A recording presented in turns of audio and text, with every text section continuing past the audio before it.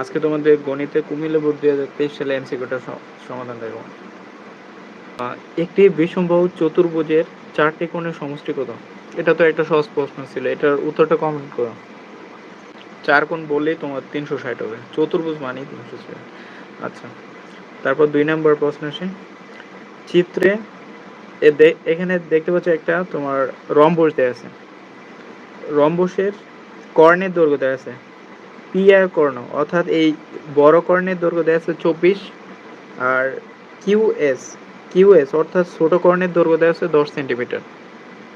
আর আমাদের 2 নম্বর প্রশ্নে জানতে চাইছে রম্বসের বাহুর দৈর্ঘ্য কত, সেটা নির্ণয় করতে হবে। আচ্ছা, প্রথমে আমরা রম্বসটা একটু এঁকে নিই। পি কিউ আর এস, এটা হচ্ছে রম্বস।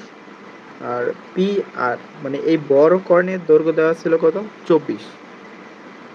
তাহলে আর ছোট কর্ণ হচ্ছে কিউএস, ছোট কর্ণের দৈর্ঘ্য দেওয়া ছিল 10। তাহলে এই যে মাঝখানে যে একটা ছেদবিন্দু করছে, দুইটা কর্ণ যে ছেদ করছে, তাহলে কর্ণ ছেদ করার কারণে কিন্তু দুইটা কর্ণ ভাগ হয়ে গেছে।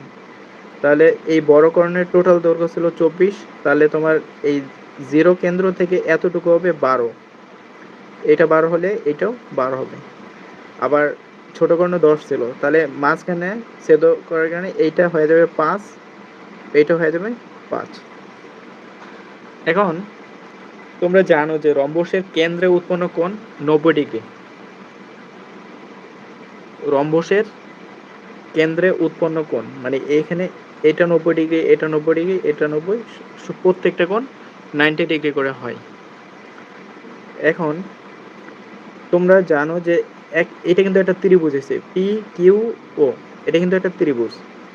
আবার এটা একটা কোণ সমকোণ, তাহলে কোনো ত্রিভুজে যদি একটা কোণ সমকোণ হয় ওটাকে আমরা কি বলি? সমকোণী ত্রিভুজ বলি। তাহলে সমকোণী ত্রিভুজের ক্ষেত্রে সমকোণের বিপরীত বাহুকে বলে অতিভুজ। তাহলে এখানে পি কিউটা হচ্ছে অতিভুজ। আর তাহলে এটাকে যদি থিটা কোণ ধরো তাহলে এটা হবে লম্ব, আর এটা হচ্ছে 12টা হচ্ছে ভূমি। তাহলে আমাদের রম্বসে বাহুর দৈর্ঘ্য জানতে চেয়েছে। তো বাহুর দৈর্ঘ্য বলতে আমরা যদি অতিভুজটা বের করি এই ত্রিভুজটার, তাহলে কিন্তু আমরা বাহুর দৈর্ঘ্যটা পাবো। তাহলে পিথাগোরাসের উপপাদ্য ব্যবহার করবা। অতিভুজ স্কয়ার অর্থাৎ পি কিউ স্কয়ার সমান লম্ব স্কয়ার। লম্ব স্কয়ার বলতে 5 স্কয়ার প্লাস 12 স্কয়ার। তারপরে এই স্কয়ারটা তুলে দিলে P Q root over 5 square plus 12 square. আর এটাকে বর্গ করলে 25 প্লাস 144 সমান 169, আর 169কে বর্গমূল করলে আসবে 13। তাহলে এই যে আমরা যে 13 পেলাম, এটা কিসের দৈর্ঘ্য? এটা হচ্ছে তোমার এই যে ও পি কিউ ত্রিভুজের অতিভুজের মান 13, আর এটাই কিন্তু রম্বসের বাহু। তাহলে উত্তর কত হবে বলো তো? 2 এর উত্তর হবে খ। আচ্ছা, এটা যদি না বুঝো তাহলে এটার পরের লাইনটা এবার এরকম লিখতে পারো যে আমরা যদি 13 স্কয়ার করি, 13 স্কয়ার করলে 169 হবে। তাহলে স্কয়ার আর রুটে কাটা গেলে সমান সমান 13 হবে। তিনে একটা বহুপদী প্রশ্ন দিছে, এইটা মূলত এই উদ্দীপক থেকে করতে হবে। বলছে কি তোমার চিত্রের রম্বসের পরিসীমা তোমার 52 সেন্টিমিটার কিনা। পরিসীমা কাকে বলে? এই প্রত্যেকটা বাহুর যোগফল। পরিসীমা মানে সবগুলো বাহুর যোগফল। এক বাহুর দৈর্ঘ্য কত পেলাম? 13 পেলাম।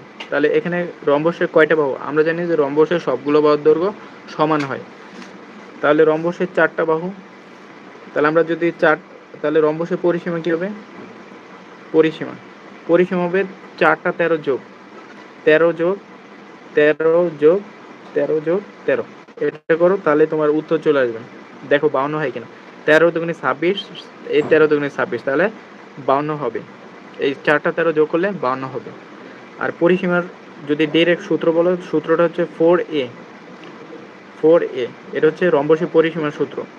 তাহলে 4 গুণন একটি বাহুর দৈর্ঘ্য, অর্থাৎ 4 গুণন 13। তাহলে 4কে 13 দ্বারা গুণ করলে সেই 52ই আসবে, এই 52 আসবে। তাহলে 1 নম্বরটা সঠিক। এখন 2 নম্বরটা দেখব। অভ্যন্তরে পি ও কিউ এর ক্ষেত্রফল কত?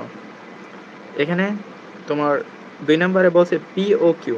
পি অর্থাৎ এই যে এই ত্রিভুজটা, এই ত্রিভুজের ক্ষেত্রফল বের করতে বলছে।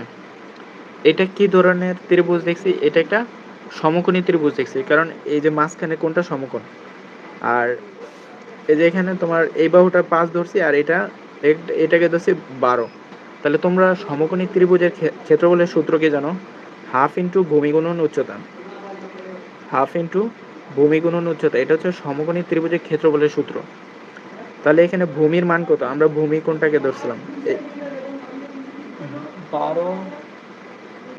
12 আমরা ভূমি ধরছিলাম। তাহলে হাফ ইন্টু ভূমির দৈর্ঘ্য হচ্ছে 12 ইন্টু উচ্চতা, উচ্চতা আমরা কোনটাকে ধরছিলাম? 5। তাহলে এটাকে ক্যালকুলেট করো, তাহলে 6 6 6, তাহলে 5 6 30, ঠিক আছে? তাহলে এখানে আমাদের ক্ষেত্রফল কত আসলো? 30 আসছে। তাহলে এখানে কত দেওয়া আছে? 30 দেওয়া আছে, তার মানে তোমার 2 নম্বর অপশনটাও সঠিক। পিও কিউ ত্রিভুজের ক্ষেত্রফল কত? 30 বর্গ সেন্টিমিটার। তারপরে তোমার এখানে 3 নম্বর অপশনে বলছে যে ক্ষেত্রফল 240 বর্গ সেন্টিমিটার। এখানে ক্ষেত্রফল বলতে কিসের ক্ষেত্রফল? তোমার এই রম্বসের ক্ষেত্রফল। তাহলে রম্বসের ক্ষেত্রফলের সূত্রটা কি সেটা জানতে হবে। রম্বসের ক্ষেত্রফলের সূত্র হচ্ছে হাফ ইন্টু কর্ণদ্বয়ের গুণফল, হাফ ইন্টু কর্ণদ্বয়ের গুণফল। তাহলে আমরা একটা কর্ণকে D1 ধরছি, আরেকটা কর্ণকে D2 ধরছি। তাহলে এখানে হাফ ইন্টু D1 এর মান কত? ধরো D1 এর মান যদি 24 ধরো, একটা কর্ণ 24, আরেকটা কর্ণের দৈর্ঘ্য কত? 10, তাহলে D2 10। তাহলে এটাকে ক্যালকুলেট করো। তাহলে তোমার 2 আর 24 কাটাকাটি গেলে 12 হবে, 12কে যদি 10 দ্বারা গুণ করি 120 হবে, ঠিক আছে? তাহলে আমরা রম্বসের ক্ষেত্রফল কত পেলাম? 120। কিন্তু আমাদের অপশনে কত দেওয়া ছিল? এখানে দেওয়া ছিল ক্ষেত্রফল 240, তার মানে এটা ভুল দেওয়া আছে, তাহলে এটা বাদ। তাহলে 1 আর 2 হবে সঠিক অ্যান্সার। তোমাদের রম্বস রিলেটেড প্রশ্ন আসতে পারে। রিফাত, বুঝতে পারছো? তারপর 4 নম্বর বলছে অজীব রেখা অঙ্কনে এক্স অক্ষ বরাবর কোনটি ধরা হয়? তোমরা যে অজীব রেখা অঙ্কন করো, অজীব রেখা অঙ্কন করো, তোমরা জানো যে নিচের দিকে লিখো হচ্ছে শ্রেণীর উচ্চ সীমা, শ্রেণীর উচ্চ সীমা লিখতে হয়, উচ্চ সীমা। আর তোমার যে এটা হচ্ছে এক্স অক্ষ বরাবর শ্রেণীর উচ্চ সীমা লিখতে হয়, আর ওয়াই অক্ষ বরাবর লিখো ক্রমযোজিত গণসংখ্যা, ক্রমযোজিত গণসংখ্যা। এগুলো তোমরা জানো যে অজীব রেখা অঙ্কনের জন্য তোমাদের দুইটা জিনিস লাগে, একটা হচ্ছে শ্রেণীর উচ্চ সীমা জানতে হয়, আর একটা হচ্ছে ক্রমযোজিত গণসংখ্যাটা জানতে হয়। তাহলে এখানে আমাদের অপশন কোনটা হবে? উত্তর হবে গ। আচ্ছা, 5 নম্বর আসে তোমার। এখানে যে এখানে কিছু তথ্য দেওয়া আছে, উপাত্ত দেওয়া আছে, এই উপাত্তগুলোর গড় বের করতে হবে। তাহলে এখানে আমাদের গড়ের মান 3 কিনা সেটা যাচাই করতে হবে। আর গড় কীভাবে নির্ণয় করে? তোমরা জানো যে যেই কটা মান থাকে, যে কটা অঙ্ক থাকে, ওগুলোকে যোগ করে অত সংখ্যক নাম্বার দিয়ে ভাগ করতে হয়। তাহলে আমরা গড় নির্ণয় করব। তাহলে গড় নির্ণয় করতে হলে এই সবগুলোকে ক্যালকুলেটরে যোগ করো। 5 যোগ 0 যোগ 2 যোগ 0 যোগ 7 যোগ 4 যোগ 3, তারপরে ভাগ দিবা কত দ্বারা? বই থেকে দেখাচ্ছে। তাহলে 5-এর গড় এখানে কয়টা মান আছে? 1 2 3 4 5 6 7, এখানে টোটাল 7টা উপাত্ত আছে। তাহলে গড় কীভাবে বের করবো? সবগুলোকে যোগ করে 7 দিয়ে ভাগ করে দিবা, হিসাব করে দেখবো কয়টা তথ্য দেওয়া আছে। 7টা দেওয়া আছে, এটাকে ভাগ করো, কত আসে? এটা ক্যালকুলেটরে বসায় দেখো তো কত আসে, তারপর আমাকে জানাও যে এখানে 3 হয় কিনা। যদি 3 হয় তাহলে এটা সঠিক। তাহলে তোমার 1 নম্বরটা সঠিক। তারপর প্রচুরক। আর প্রচুরক কাকে বলে? যেই উপাত্তটা সব থেকে বেশি বার থাকবে, বেশি সংখ্যক বার থাকবে, ওটা হচ্ছে প্রচুরক। তাহলে এখানে দেখো 0 কয়বার আছে? 2 বার আছে, আর বাকি যে মানগুলো সবগুলো কিন্তু একবার করে আছে, তাহলে প্রচুরক 0, এটা সঠিক। তারপরে 3 নম্বরে বলছে মধ্যক 0। তাহলে মধ্যক নির্ণয় করতে হলে তোমাকে আগে তোমার সিরিয়ালি মানগুলো লিখতে হবে, সাজাতে হবে। যেমন সর্বনিম্ন মানে ঊর্ধ্ব ক্রমানুসারে সাজাতে হবে, 0 থেকে মানে ছোট থেকে বড় আকারে সাজাতে হবে মধ্যক বের করার জন্য।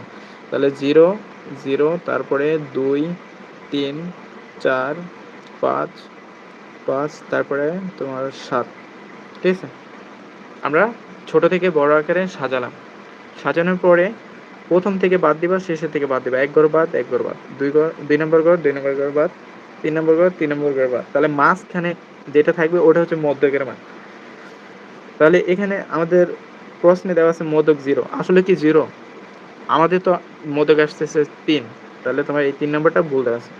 1 আর 2 হবে সঠিক অ্যান্সার। তারপরে তোমার 6 নম্বরে আসো। 6 নম্বরে এখানে কিছু তথ্য দেওয়া আছে। এল এর মান দেওয়া আছে 55, F1 এর মান দেওয়া আছে 5, F2 এর মান দেওয়া আছে 7 এবং H এর মান দেওয়া আছে 10। প্রচুরক কত? তাহলে তোমরা জানো যে এখানে প্রচুরক বের করতে হবে।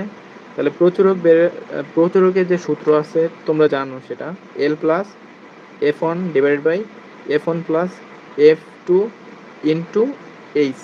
এটা হচ্ছে প্রচুরকের সূত্র, প্রচুরক বের করার সূত্র। তাহলে এখানে সব তথ্যই কিন্তু তোমাকে দেওয়া আছে। এল এর মানও দেওয়া আছে। তাহলে এল এর জায়গায় 55 বসাবা প্লাস F1। F1 এর মান কত দেওয়া আছে? 5। তাহলে উপরে 5 আর নিচে F1 5 প্লাস F2। F2 এর মান কত? 7 ইন্টু H। H এর মান কত? H এর জায়গায় 10 বসাবা। তারপর এটাকে ক্যালকুলেট করবা। ক্যালকুলেট করলে তোমার এখানে 4টা যে অপশন আছে চলে আসবে। তাহলে আমাকে জানাও কোনটা হবে। সো এর অ্যান্সারটা কমেন্ট করো।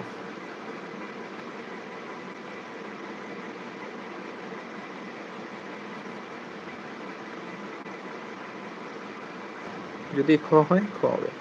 আচ্ছা, পরে